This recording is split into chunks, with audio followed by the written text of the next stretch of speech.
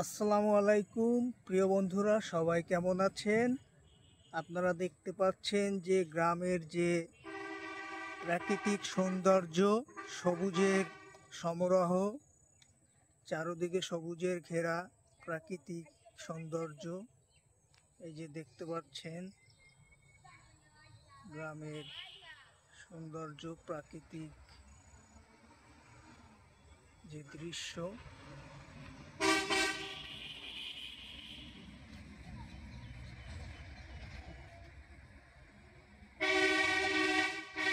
আসলে মনোমুগ্ধকর পরিবেশ, পাখিদের কিচিরমিচির সৌন্দর্যে গ্রামের প্রাকৃতিক দৃশ্য সবারই ভালো লাগে।